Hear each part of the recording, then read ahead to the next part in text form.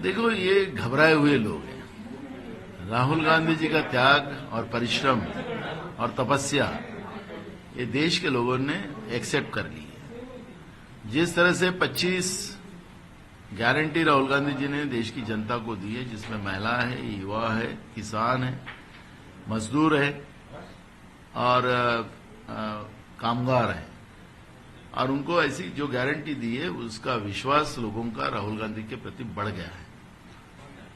जिस तरह से देश की संवैधानिक और लोकतांत्रिक व्यवस्था को बर्बाद करने का काम नरेंद्र मोदी की सरकार ने गए 10 साल में किया है, इसका भी गुस्सा लोगों में है और राहुल गांधी जी के बारे में प्रेम है, एक समर्पण जनता का है। और आपने देखा होगा कि शिवाजी पार्क की जो सभा थी, लोग खुद पे खुद वहां पर आए, राहुल जी का स्वागत करने के लिए आए, राहुल जी को सुनने के लिए आए।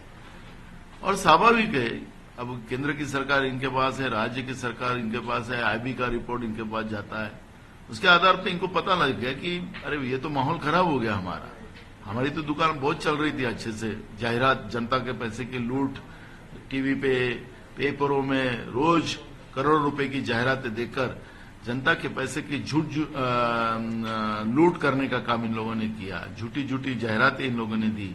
पर एक दिन के राहुल गांधी जी के शिवाजी पार्क के महाराष्ट्र की इस भूमि पर जो सभा हुई, उस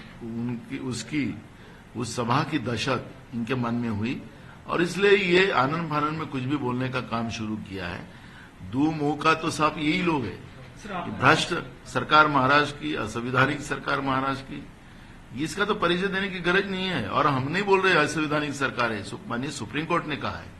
और इसलिए असंवैधानिक सरकार का मुख्यमंत्री को दो मुंह किसके है, ये माननीय सुप्रीम कोर्ट ने कहा है, तो इसलिए ये बोलने का भी अधिकार उनका नहीं है। राहुल गांधी जी इस देश के एक युवा दिलों के धड़कन, किसान के दिल की धड़कन, गरीबों के दिल की धड़कन राहुल गांधी जी बन चुके हैं।